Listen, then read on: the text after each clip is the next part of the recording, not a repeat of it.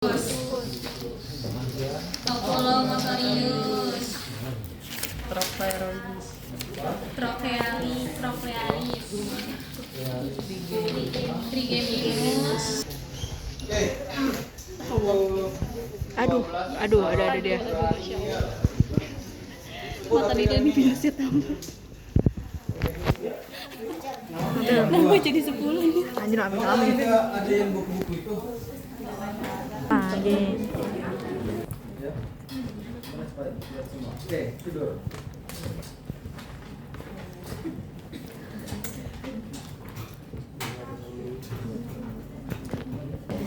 Ayo nyandar. Palanya taruh. Oke, baik. Di nervus olfactorius itu adalah nervus yang akan memperserap apa? Penciuman. Organ penghidup. Di teori itu sudah dapatkan. Yang kita nilai adalah apakah responden atau pasien bisa mencium apa panas yang normal, namanya normosmia. Kemudian ada kondisi namanya hiposmia, kemudian ada namanya hiperosmia, terus ada namanya Tulisan dokter. mia atau parosmia. Nah, ini adalah kondisi-kondisi yang mungkin kita hadapi pada pasien dengan masalah pada nervus satunya. Nah, olfaktorius atau penghidup persarapannya ada di mana nih letaknya? Di hidung. Hipermus. Di mana? Di mana? Di bagian mana? Apa di mana, Pir? Di bagian mananya? Kasihan. Bagian mana? Datang. Di bagian mana di hidung? Di dalam kah, di sini kah? Atau di mana sarafnya? Di dalam. Di dekat apa?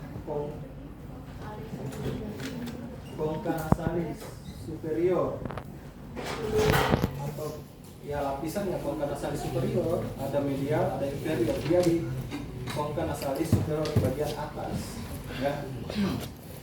Cara pemeriksaannya adalah dengan cara kita meminta pasien untuk ditutup matanya, kemudian kita memberikan bau-bau yang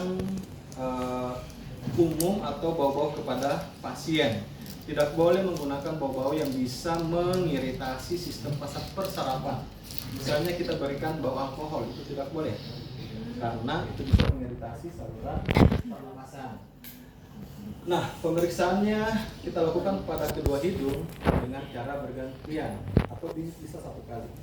Ya, caranya kita minta pasien untuk menutup matanya, kemudian kita ambil bau-bau yang sederhana, misalnya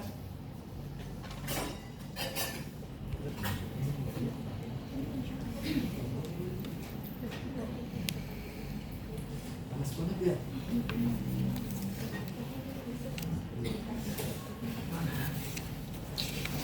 Nanti tidak ada. Oke.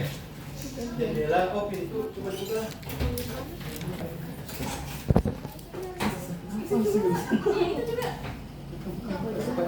Bye. Ubay buka pintunya, Bay. Pindah ke sini. Bisa mengiritasi saluran ini. Ji. Iksan. Kau sombong sekali, Iksan. Oh, dia nyapa orang terus ke dia. Maaf, ada pengganti. Baik, baring, siapkan baring. Kemudian kita minta pasien untuk menutup matanya. Kalau ditutup matanya ya Pak ya. Kemudian kita minta untuk menginterpretasikan apa bau yang kita berikan kepada pasien ini. Ya. Misalnya kita coba berikan bau ini. Kemudian diminta untuk menebak. Tadi bau apa? Nah, berarti bau. Langsung emak.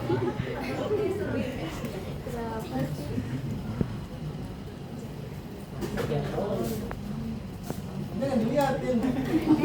Ngintip.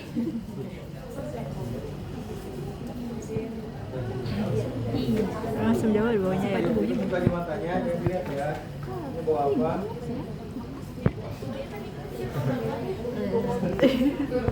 Ini bau apa? atau sipit. Tutup matanya. Ini bau apa kita ciumkan ya. Ini bau apa? Hah? Tahu. Nah, satu lagi. Tutup matanya kita ciumkan. Bau apa? Oke, yang kedua nggak bisa, tapi yang lain masih bisa. Karena yang kedua ini dia agak memang kurang tahu bau asam jawa. Atau bau lain yang penting adalah bau yang tidak mengiritasi. Yang kita interpretasikan adalah jika bisa mencium seluruh bau yang kita berikan, namanya adalah normosmia. Jika terjadi penurunan, namanya hiposmia. Peningkatan hiporosmia. Misalnya pada pasien influenza, itu kemungkinan mengalami hiposmia atau penurunan organ hidungnya, saraf hidungnya. Kemudian terjadi hiporosmia, peningkatan kemampuan untuk mencium. Kemudian yang berikutnya ada namanya kakosmia. Kakosmia atau parosmia. Ini adalah kelainan menginterpretasikan bau. Misalnya kita tidur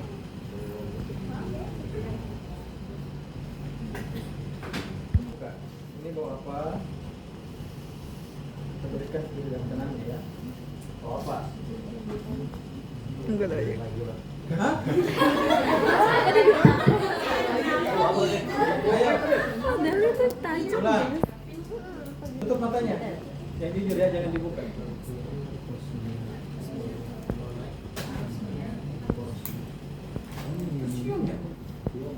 Hah? Kok belum tahu? Bisa bawa kasih gitu. Hah?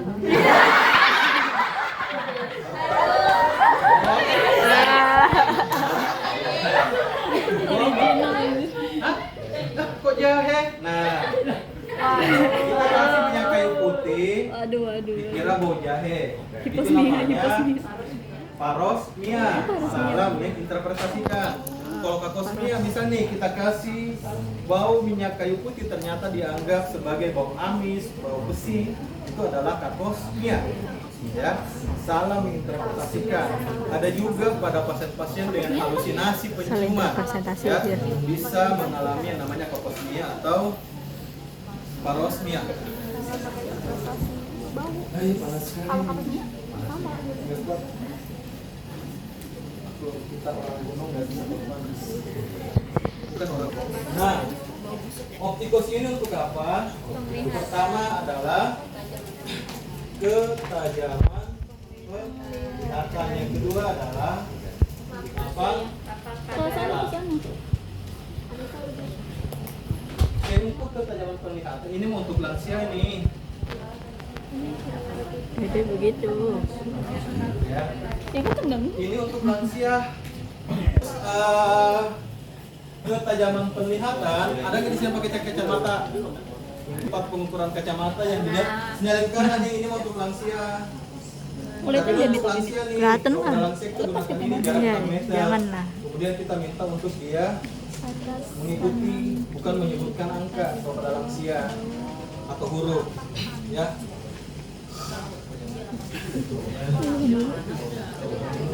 Jadi untuk ketajaman penglihatan kita menggunakan Snellenka pada jarak 6 meter. Ini nggak bagus. Nanti saya dicarikan ya. Jadi kita taruh pada jarak 6 meter. Kalau yang sering pergi di toko-toko kacamata optik itu kan sebelum dipasang kacamata dilakukan pengukuran ketajaman penglihatan. Kita tunjuk mulai dari huruf terbesar sampai dengan huruf kecil. Kita lihat dia berapa diopter dan seterusnya. Itu untuk ketajaman penglihatan. Sekarang yang kedua adalah untuk lapang pandang. Yang mana yang maksud dengan lapang pandang? Luas pandang. Gimana nih? Yuk duduk taruh kakinya di bawah. Dari sini ke Ya. sini. Sini. Nah, untuk lapang pandang adalah kita melihat sejauh mana lapang pandang pasien. Biasanya kita menggunakan jari atau pakai pena lah atau apalah yang bisa dipakai untuk menulis. Nah sekarang posisinya adalah kita harus berhadapan dengan pasien. Ayo berdiri. Kalau pasiennya nggak bisa berdiri ya udah kita berhadapan. Ini kan bisa lah. Ayo berdiri. Kemudian kita atur jarak kurang lebih 1 meter ya di depannya. Saya sesak napas menjelaskan. Nah, caranya adalah kita minta pasien untuk mengikuti, luruskan kepalanya, lurus, belum lurus. Lihat di mata saya, lihat mata saya. Jadi kita minta pasien untuk mengikuti, jadi mengikutinya dengan begini ya. Matanya jangan bergerak. Mata pasien tetap menatap mata atau hidung saya. Jadi kita minta Pak, nanti tatapannya tetap ke arah hidung atau mata. Jangan mengikuti arah ini. Jadi matanya tetap ke depan. Pada saat tidak terlihat, pasien diminta untuk angkat tangan. Jadi itu jadi jangan mengikuti, beda. Kalau yang mengikuti itu untuk otot mata, beda. Itu untuk nanti yang otot mata kita ke kiri, ke kanan, atas bawah itu untuk nervus 3, 4 dengan 6. Lapang pandang, kita minta pasien tatapannya tetap ke hidung atau mata kita, kemudian kita gerakkan. Misalnya seperti ini, Pak, tolong pada saat tidak melihat benda ini, angkat tangannya. Nah, kita arahkan ke lateral, ke samping ya. Nah, pada saat tidak dilihat lagi, kita lihat nih, kita ukur sudutnya. Maksimal adalah sampai 135 derajat. Artinya, kita memiliki kemampuan untuk melihat lapang pandang kita itu sampai dengan 135 derajat ke lateral. Ya. Artinya tanpa kita harus begini, kita bisa melihat nih sampai di belakang sini. Itu normalnya. Ada orang dengan keterbatasan lapang pandang, ada pasien dengan film seperti ini sudah tidak melihat. Itu keterbatasan lapang pandang, misalnya pada pasien glaukoma. Kita lakukan di sebelah kanan, angkat tangannya kalau tidak melihat, kita ukur, kemudian ke kiri, kemudian ke atas, jangan diikuti, dan ke bawah. Ke atas itu dengan ke bawah adalah 80 sampai 90 derajat. Jadi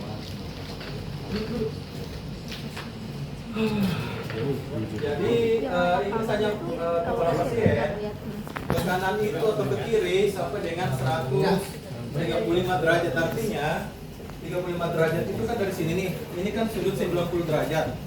Dia bisa lewat sedikit ke belakang. Paham? Paham ya? Itu adalah tes untuk lapang pandang. Syaratnya pemeriksa harus normal penglihatannya.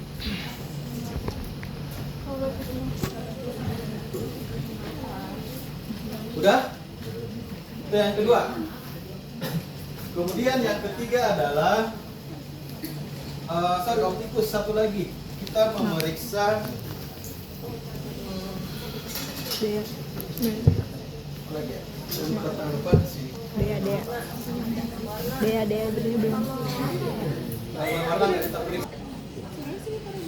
Nervus 3 itu adalah oculomotorius, nervus 4 trochlearis, dan nervus 6 abdusen. Ini diperiksa secara bersamaan karena secara motorik 3 nervus ini mempersarafi otot mata. Kemudian ini secara motoriknya ya. Kemudian secara sensoriknya kita lakukan pemeriksaan refleks pupil. Itu motoriknya dan sensoriknya.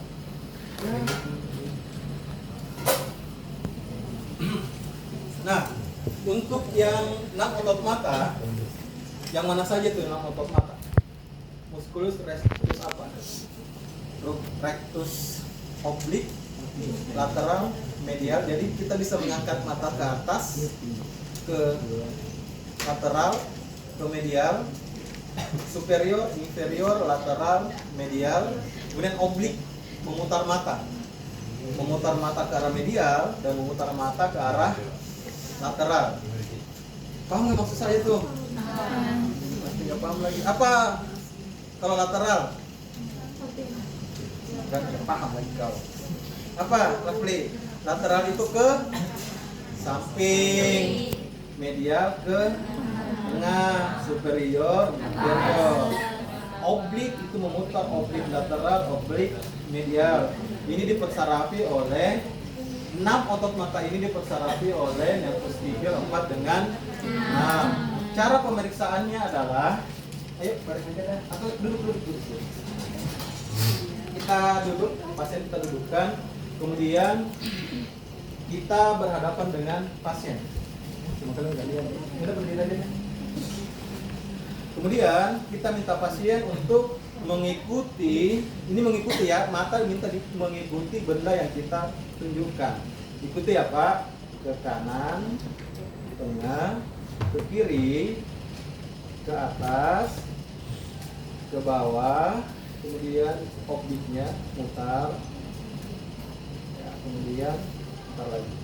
Nah kita perhatikan gerakan otot bola matanya. Normalnya bisa menggerakkan ke kanan, ke kiri, atas, bawah, dan Melingkar. mutar. Ya, normal ya. Nah beberapa pasien mungkin mengalami nistagmus. Apa itu nistagmus? Apa itu nistagmus? Dia nistagmus nggak tahu. Apa itu nistagmus? Mengalami nistagmus dan atau kelemahan. Apa itu nistagmus? Ada di sini, sorry ya, mohon maaf. Yang diginikan terus matanya semua di tengah. Oh apa? Nah, jireng apa kan? Jireng. Itu adalah nistagmus.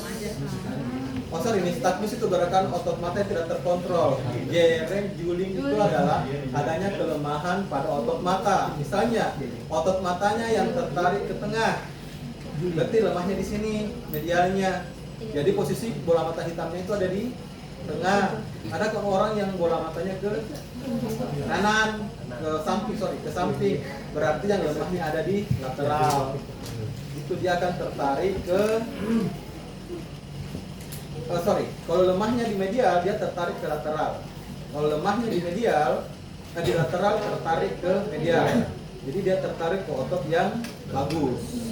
Itu memang nistagmus. Kadang kan itu bukan akibat sih, karena dari kecil ada yang itu kan. Atau misalnya pada pasien stroke atau mengalami kelemahan pada sarafnya, yang bersaraf nafsu ini akan mengalami kelemahan atau kelemahan pada otot matanya. Itu yang di otot mata. Kemudian selain itu, ini juga mempersarafi refleks pupil. Nah untuk refleks pupil, yang mana pupil?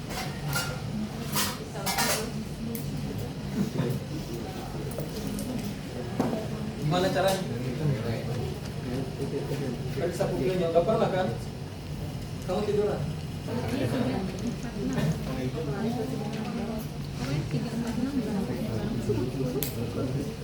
Gimana? Ayo, gimana? Mari. Gimana caranya? Langsung gimana caranya?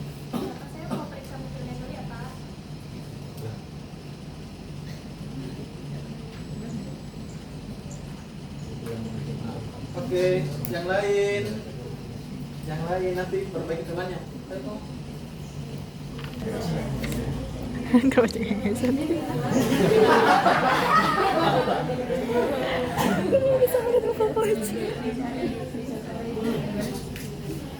Thank you. Yang lain.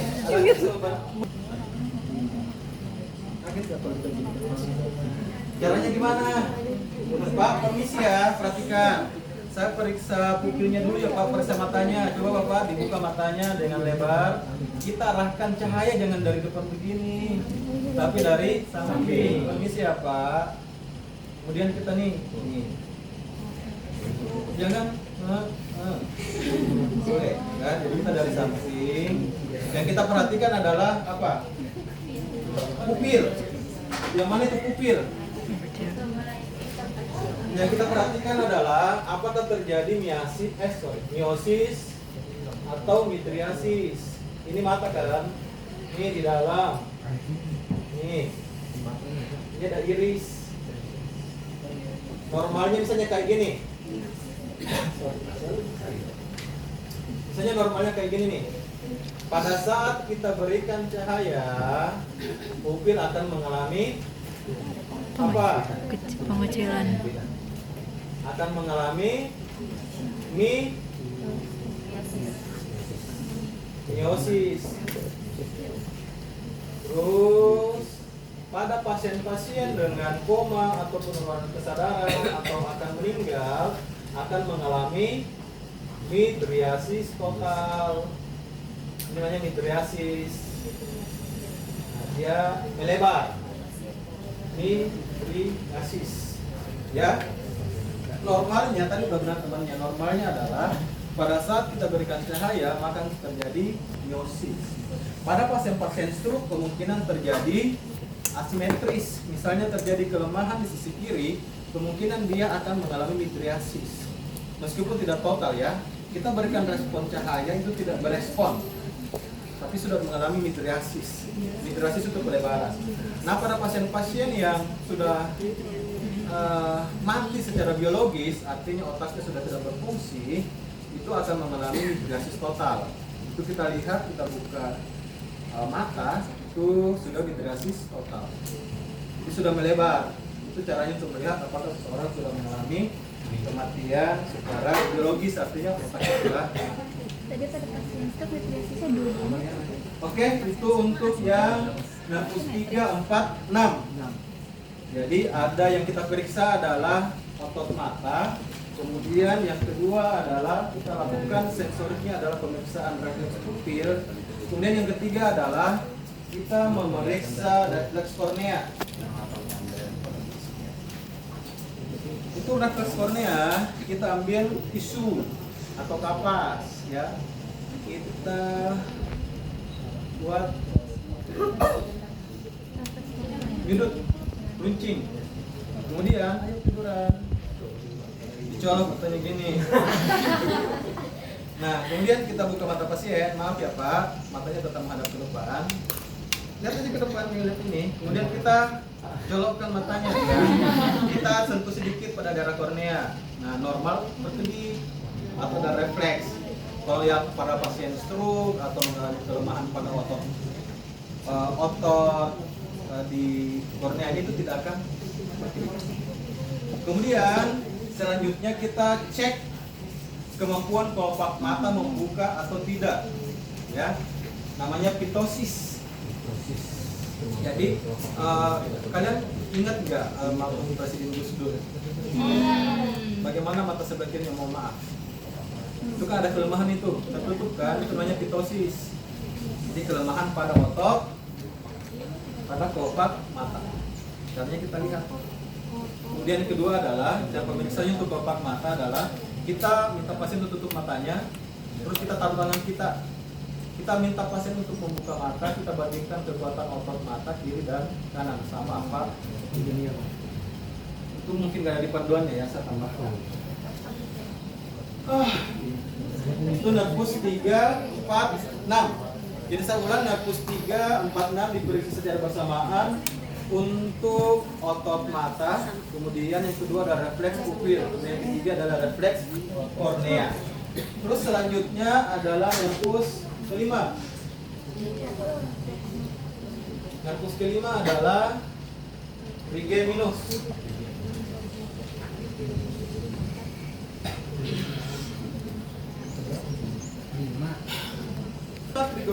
Trigeminus ini mempersarapi beberapa otot di wajah.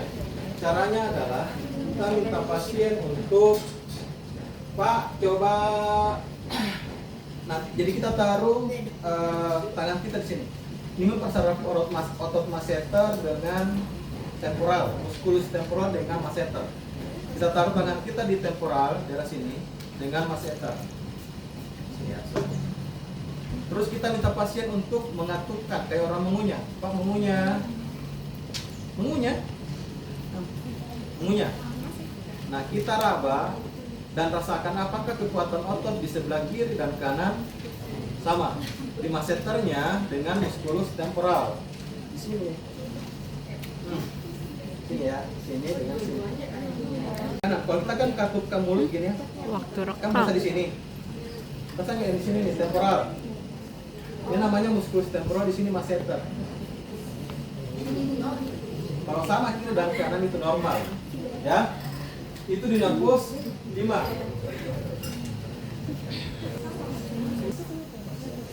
Fasialis ini mempersarafi seluruh otot wajah kecuali yang dipersarafi oleh nervus 3, 4, 5, dan 6.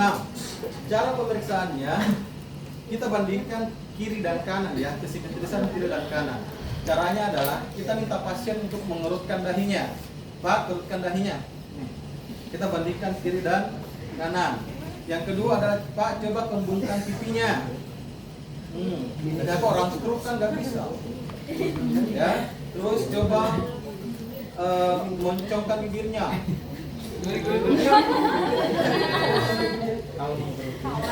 Jadi kita lakukan untuk apa? Melihat apakah ada kelemahan di otot-otot wajah. Jadi kita minta menggerutkan dahi, menggembungkan pipi, atau menyongkan bibir. Ya. Ego. Yang dilakukan untuk pemeriksaan nervus. Coba kesehatan kita itu. Udah pasti normal kita itu. Udah kau foto nggak? Atau yang sederhana kita minta pasien untuk tersenyum. Tersenyum kita bandingkan kiri, apakah simetris atau tidak. Gua nggak simetris. Ada yang pernah lihat orang stroke? Iya. Ada tuh yang pernah yang perempuan yang ketawa-ketawa di YouTube atau di desktop story itu kalau dia ketawa langsung bibirnya. Ada yang pernah lihat nggak? Itu adalah apa tuh? Bell's palsy. Oh iya. Kelemahan pada fasialisnya. Jadi kalau dia ketawa langsung apa namanya? Menyong. Mencongkan bibirnya, itu kelemahan pada nervus fasialis. Ya. Itu nervus fasialis. Kemudian yang ke-8 adalah apa ke-8? Vestibulocochlearis. Nervus 8 ini mempersarafi 2. Yang pertama 2 organ ya, vestibularis dan cochlearis. Untuk di vestibularis itu untuk keseimbangan, cochlearis untuk pendengaran. Kita lakukan dulu di cochlearis. Nah, untuk pemeriksaan pada cochlearis itu adalah untuk pendengaran. Ada 3 tes, ini sudah kalian pelajari nggak di sensor pasien? Rinne Weber Swaba. Sudah. Swabang. Rinne Weber dan Swaba. Jadi kita dulu Pak ke sana. Swabos enggak. Skobas belum? Caranya adalah misalnya tes Rinne ya. Tes Rinne itu gunanya untuk membandingkan hantaran udara pada membedakan hantaran udara antara pasien dengan pemeriksa. Syaratnya pemeriksaannya harus normal, jangan sampai pemeriksanya orang yang setengah-setengah tuli. Nah, caranya adalah kita getarkan lampu tala. Ini kita getarkan bisa dipukul atau bisa diginikan di kepalanya.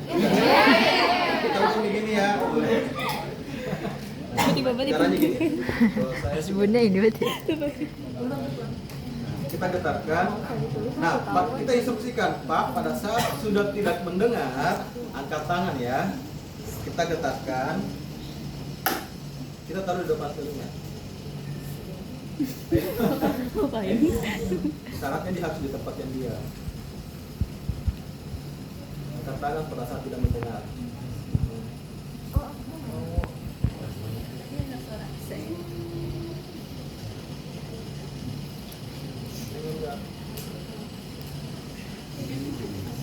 Nah, pada saat tidak mendengar kita pindahkan ke telinga kita. Saya masih mendengar. Nah, konsep berarti adalah Rinne negatif. Ya, namanya Rinne negatif. Pada saat pasien sudah tidak mendengar dan kita mendengar, berarti itu Rinne negatif. Artinya apa? Kemungkinan terjadi tuli hantaran atau tuli konduktif. Kemungkinan ini kan masih praktik, ini kan kita syaratnya harus di ruangan yang kedap suara. Jadi ini Rinne kita taruh di sini, kemudian di sini. Ini untuk melihat apakah terjadi tuli konduktif atau tidak. Jadi jenis tuli itu ada 2. Tuli konduktif dengan apa? Tuli sensori. Ya, katanya sudah belajar. Apa? Tuli neurosensorial. Sensorial. secara sensorial, ya neuro. Jadi masalahnya memang di sarafnya. Kalau tuli konduktif penyebabnya mungkin karena adanya serumen, adanya kotoran yang menghambat aliran udara masuk ke dalam telinga, menghambat antara udara masuk ke dalam telinga. Nah, itu yang pertama. Yang kedua adalah kita taruh, perhatikan, kita getarkan, kita taruh di tulang mastoid untuk mengecek hantaran tulang. Di mana tulang mastoidnya itu?